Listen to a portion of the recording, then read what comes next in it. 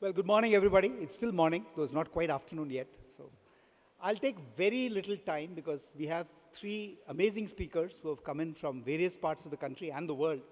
So I just want to give them as much airtime as possible. But basically, I think we're moving from a wonderful session on startup for SMEs, etc., to something that is a big problem to be solved by the world. I think all of us know it, whether we are in entrepreneurship or in large companies. And we all know about, the whole world is going to grow. I mean, in terms of temperature, it's going to rise by 1.5 degrees, and that is being optimistic. It might be worse if we don't do something about sustainability. So just as a background, many of us have been thinking about this for quite some time. I myself am a charter member of TiE Pune and privileged to have built two companies from startup stage to fairly large organizations, AppTech and then Zensar Technologies. And I still remember in Zensar, a little 40 crore company, the team set itself an agenda saying that we will, although we were a listed company even at that stage, we said we will focus on what we call the triple bottom line: profits, people, and planet. And I used to get a lot of flack in the early days from analysts and stock market saying, shouldn't you guys just be focusing on profits? I said, no, that's not the way to build. And that time, the word sustainability was not known. But we said, we really want to build an enterprise which is successful on all three parameters. And I'm happy to say that we built a company which had less than 3% attrition in days like today where people are like flying off like leaves. And also did something very significant through our centers in Pune, Hyderabad, as well as in South Africa and in the US, to really work for the community. And I found from that point onwards that sustainability is something that we cannot ignore or we cannot say we'll do it later. Today, I'm privileged to serve on fairly large boards. I chair Honeywell in India, and Honeywell, of course, is both a producer and a practicer of sustainability worldwide. More important, India's largest bank, State Bank of India, where we've actually defined sustainability as 4 parameters, that not only can you look at sustainability from a process point of view, which is why digital banking and everything else is so much more important today, but also technology itself. I mean, the move towards green data centers, the very conscious move to say that, look, are we contributing to global warming by anything new that we are doing for shareholders or customers? The third dimension is sustainability for customers. We have a lot of many senior citizens who are among the 40 crore customers of State Bank of India. And we want to make sure that through doorstep banking, aggressive use of technology, we are making it much easier for them to travel less, more from a convenience point of view, and the saving the planet point of view. And last but not the least, of course, as the most significant bank in this country, to play a role in the sustainability of the ecosystem. So not just our fintech partners, the whole startup sandbox that we use to inculcate or bring in startups into our system, I think it's extremely important for us to look at sustainability. So what we'll do in this panel, ladies and gentlemen, is going to talk about all these issues. I mean, today, of course, ESG is a buzzword everywhere. And it's not just environment, it's not just social, it's not about governance. Today, governance is pretty well handled in large organizations, particularly in public limited organizations. But I think it's important to say, what are companies, not just what I said about State Bank or Honeywell, but what are large companies thinking of in terms of sustainability? Also looking at what is the imperative for people like us in this room, entrepreneurs, young companies, to think of sustainability as we start. And last but not the least, what is the opportunity in social to scale in a very big way and get the social sector to think about sustainability.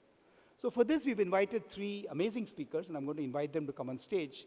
The first is Thomas Verghese, who actually runs the 1.5 billion textiles business of the Aditya Birla Group. The Birla Group needs no introduction. It's a multi-billion-dollar group, as you know.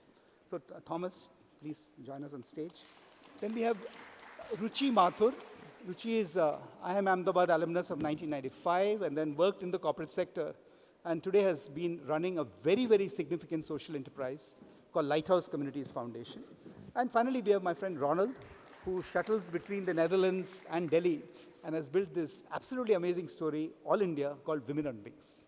So I'm going to get out there and start with you, Thomas. Tell us your views from a large company point of view on how should we look at, what is the lens through which we should look at sustainability? Thank you, Ganesh. I think good afternoon, everyone present. It's a privilege and a pleasure to be here. I'm amidst a lot of people who are working in the social sector. So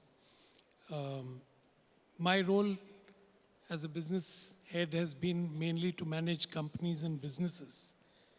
But in the last 10 years or so, I've seen a very major transformation. 10 years ago, when the head of sustainability used to come to me and say that, look, we are going to get inundated with carbon taxes, I really didn't believe him. I didn't think it would happen. But as the years unfolded, I could see that carbon tax in some form or the other has been imposed on us, including through things like coal cess and many other forms of deterrent for burning more and more fossil fuels to get our energy. So we began our journey of sustainability almost a decade ago. And initially people were very skeptical. I started having these annual conferences of all my businesses spread across 7, 8 countries. And people were wondering whether, I've really lost it, that I'm calling people to talk about conservation of energy, reducing electricity demand, reducing water, reducing waste. And I think for a couple of years, people were still skeptical. And I think it's really interesting now to see that in this changed world order, like Ganesh said, it's not really anymore a buzzword. I think sustainability has become integral to how we as corporates should do business. Because without a sustainable business model, without sustainable products, without sustainable processes, it is going to be extremely difficult for organizations to find a top-of-mind place with consumers globally. So what is sustainability really? I mean, you hear every day now the words like greenhouse gas, reduction of greenhouse gas emissions, reduction of wastage of water, recycling of waste. I happen to work in an industry which is a $1.5 trillion industry and slated to reach $2 trillion in just next couple of years. In this industry globally, only 1% of the textile raw material that is used is recycled. Only 1%.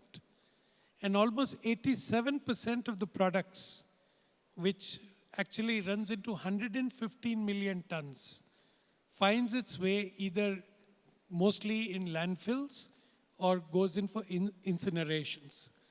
So you can see the magnitude of the problem that is being created by this industry. Almost 20% of the wastewater globally is coming out of the textile industry. And this is trillions and trillions of gallons of water. So I think many countries around the world, and I must say that EU has taken the lead in this, has come out with some very stringent norms for controlling both greenhouse gases, reducing waste, reducing the water usage, and most importantly, another buzzword which every one of you must be hearing these days is the whole concept of circularity.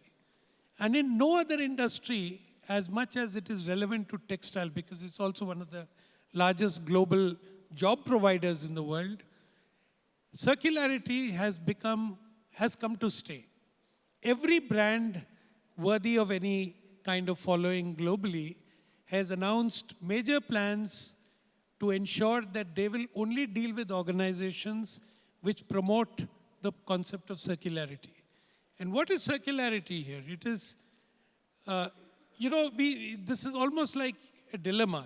You have a world which was driven by fast fashion, which is the world of Inditex, Zara, etc., where they would have 52 collections in a year against the 2 or 3 collections which are the norm for this industry.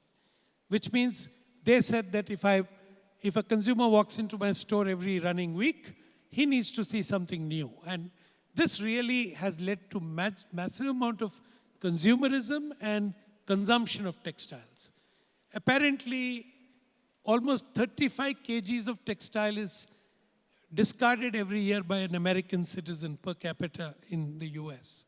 And I'm sure the numbers are equally large for many developed parts of the world. How does the world deal with this problem? It's a problem of plenty. So a lot of interesting regulations are coming which is going to promote longevity, which is going to promote the use of recycled garments.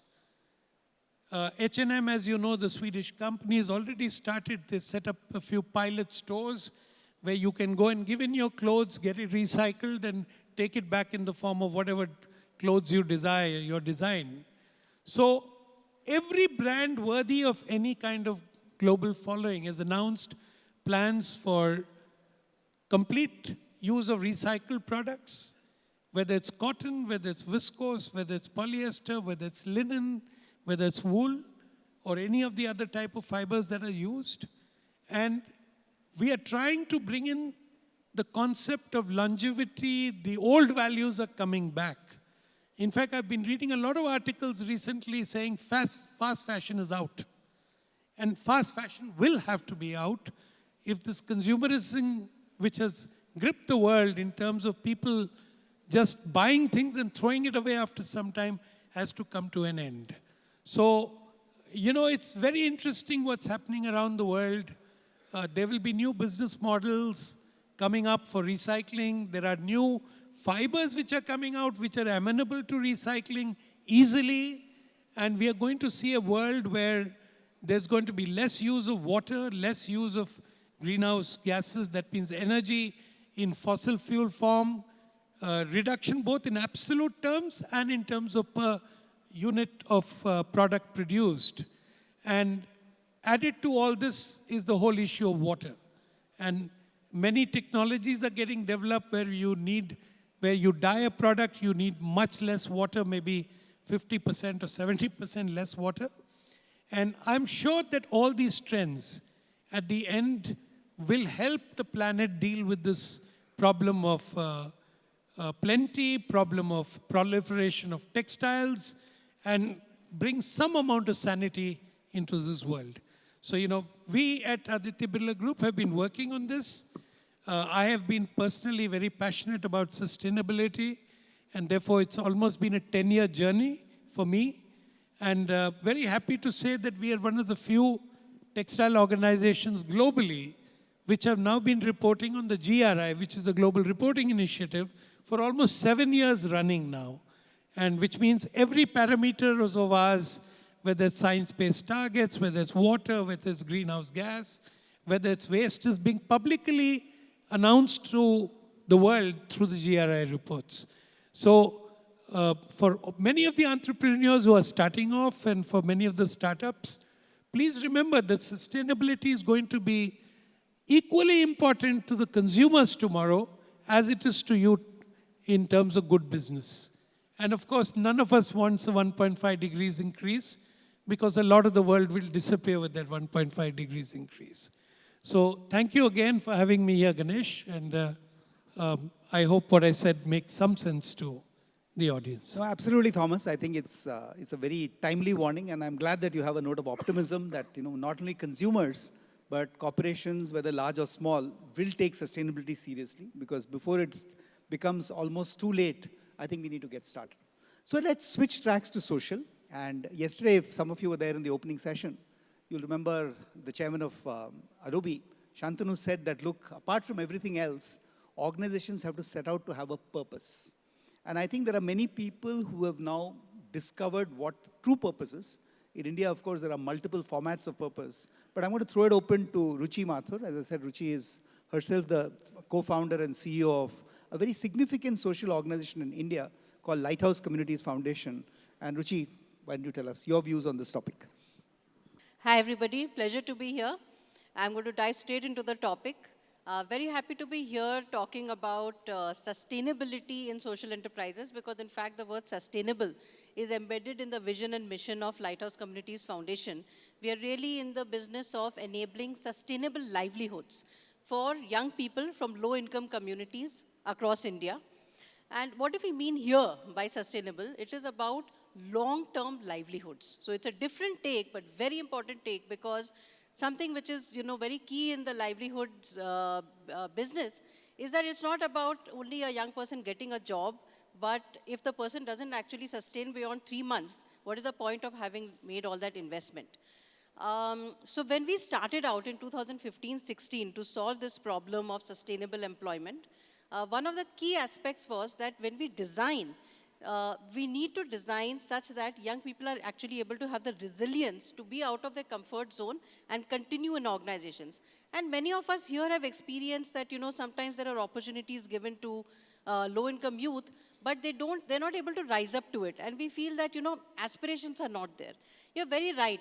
For reasons that are no fault of theirs, aspiration building is something that has not happened for young people from communities. And so the design actually is led by enabling agency in youth. So when young people come to the lighthouses, which is one of our flagship programs, they actually go through a 50-hour foundation course program, which is just around discovering self, getting in touch with my hopes and aspirations, and making my own decisions. Maybe more about the design later if we have time. But what I want to talk about is the other aspects of sustainability that are woven into the model. So our mission really is to enable this agency and livelihoods, but at scale, because the problem of unemployment is at scale. And so there were 4 questions that we set out with, that A, is it possible to have a partnership with a government where the government is also contributing, because that is what would make financial sustainability happen and, scale happen as well. Number 2, again on the financial sustainability front, can we have a model where we are not dependent on institutional funding? And so many of us are actually, we are entrepreneurs here and we know the importance of seed funding. But here it was about building a model that is financially sustainable on its own without just on the basis of, operational funding. Third aspect was that in order to have what Ganesh spoke about, ecosystem sustainability. There are so many different organizations that are working on livelihood in the city. We started out in the city of Pune. So can we have a collective action approach? Because then as a program, if we are working with other non-profits, other subject matter experts, and of course government and the private sector, then as a program there is long-term sustainability and replication possible. And fourthly, can we have some societal sustainability, which means that as a city, is it possible to actually saturate the city or reach an inflection point so that the norms related to aspiration, wanting to work in the formal sector start shifting? And when we asked these questions to people, people said, look, this is too idealistic.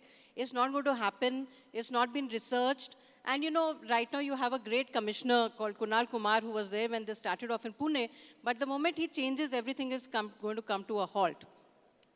So we still stuck with it. And today we actually have a model where the government is not just matching, but giving more than what the private sector puts in terms of operational expenses. So around $1.5 million, more than that, 13 crore rupees per annum is what the government puts in, and donors contribute the amount, to actually run the programs, but government is putting in the money for the rental in terms of the locations where we are running these fantastic large spaces called the lighthouses. And they've also spent $2 million just in one-time expenses to renovate these spaces. Number 2, we started with a corpus of all of 9 lakhs, and just based on operational efficiencies and, the model itself, last year we have, had an expenditure of 12 crore rupees. So yes, that financial sustainability has been built into the model. Collective action-wise, we've worked with more than 100 skilling organizations, 6,000 employer organizations, where 12,000 young people who've got jobs so far have been placed. And a fantastic donor ecosystem of more than 40 donors, I think some of them are in the audience today, who've helped to actually make this happen. And indeed, we have reached an inflection point. In Pune, for example, there are 10,000 youth who have got placed. Today, when we go to the airport, we meet someone who's checking us in. It literally happened to one of our colleagues 2 weeks ago, who's from the Lighthouse. When I go to a Starbucks and people are there who are alumni of the Lighthouse. When I go to a mall, then there are people there who are alumni of the Lighthouse. They're everywhere, and this is what saturation in a city means. So very happy to have shared a little bit of this journey of different kinds of sustainability built into skilling and livelihoods as a sector. And most welcome to come on 4th February to Pune, where we are doing an opportunity run where young people across the city, thousands of them, are going to run for opportunity and also in the process inspire other young people to come and enroll into livelihood programs. Thank you. No, thank you very much, Ruchi. I think it's a fantastic story because unfortunately in our country we all have some suspicions of large company versus civil society versus government. The fact that you have brought everybody together into one holistic ecosystem is truly, as you said, a sustainable model of social. So let me quickly move to Ronald. And Ronald and I know each other for many, many years. And he's been doing some amazing work in India. So Ronald, tell us your story. And also tell us what you think social sector can contribute to sustainability. Right. Thank you very much, Ganesh, for having me. Good afternoon to all of you. I'm really happy to be part of the panel today and shine a little bit of light on sustainability and social enterprises, which actually sounds a little bit as a pleonasm to me, because to my opinion, every social enterprise needs to have that sustainability angle. However, I think the challenge for most of the social enterprises is to become sustainable in the long run. So I think if we talk about social enterprises and sustainability, in the future, I hope, of course, in the coming 10 to 15 years, that we don't talk anymore about social enterprises, but that every enterprise actually has had that social angle, where we actually start talking about in each and every organization about the triple bottom line. What is the impact on people? What is the impact on the planet? And what is the impact on profit? Because social enterprises, many times we think, they are not for profit, but to us, as Women on Wings, we try to build social enterprises which really find this triple bottom line, where profit is definitely part of it, because you need profit to become sustainable in the long run. But our experience over the past 15 years working in rural India, where we aim to co-create with social enterprises 1 million jobs for women in rural India, is that the biggest challenge actually is scale. Scale in a way that you can sustain yourself and where sustainability is part of it. And if you look at the challenges for these social enterprises, actually they are on 3 parts. The one is access to market, the other one is access to finance, and the other one is access to mentoring. If you look at access to market, if we really want to create sustainable social enterprises, we need to change probably our way of working, where everybody wants to reach out by each and every enterprise to the market. And what you see is a quite scattered landscape which is happening, where aggregation definitely is the way forward, where we really have to see how we can join hands and create really a fist to the market where we can really create impact. So we need aggregators, and we need to think of new models where we involve our buyers in our social endeavor. In one of our companies we work with, we have developed a model where the buyer actually becomes part of the whole process, where in this case it's about organic cotton, where the buyer pays an acre fee to the social enterprise, which gives them the opportunity to invest 3 years in farmers to convert from traditional farming into regenerative farming. And the buyer buys back the cotton and converts it into products. So these are wonderful new kind of partnerships where you actually, from farmer to consumer, create the business models. If we talk about funding, access to funding, we talk about impact investors, slow capital, but that's really something that needs to be revisited again. Actually, if you look at the term sheets of many social impact investors, they are not different from others.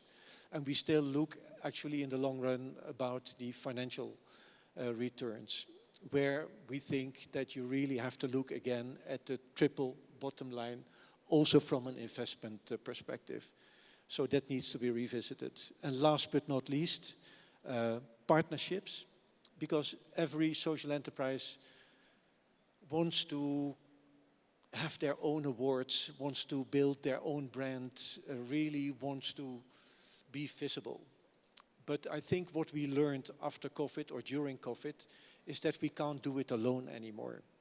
We have to build ecosystems together. Ecosystems of social enterprises where we use the strength of different companies instead of just trying to do everything yourself. But building an ecosystem means that you have to set aside your ego. And that's maybe one of the biggest challenges for the future of becoming sustainable social enterprises. So if I recap, access to market, aggregation, collaboration. Access to finance, please have a look at the triple bottom line. And I think blended finance, where it is a mix of partly free capital, charity, but also skin in the game and accountability could be the way forward. And the other one, partnerships, building ecosystems together and set aside your ego. And that's why I want to leave it. Thank you, Ronald. And just to conclude this session, I mean, as you know, everybody in the world is talking about climate change. I think we're all obsessed about it. Fortunately, in India, if you look at ESG, a fair amount of work has happened. In fact, India was actually pioneering when they introduced the 2% of average of last 3 years profits into social. And I think it's helped a lot of people to participate in the social sector, which is so important for inclusion. Today, of course, we have big challenges. Prime Minister Modi has committed that India will be net zero by 2070. Now, 2070 may look a long way away, but if you don't act today, and as Thomas was saying, you know, the kind of work that Birlas are doing, if we don't all act together, we'll not be able to succeed. So thank you very much for listening to us. I know it's a complicated concept called sustainability and social enterprises. I'm delighted to tell you that I'm part of a global SIG that TAI has set up, which is sustainability and social enterprise. And we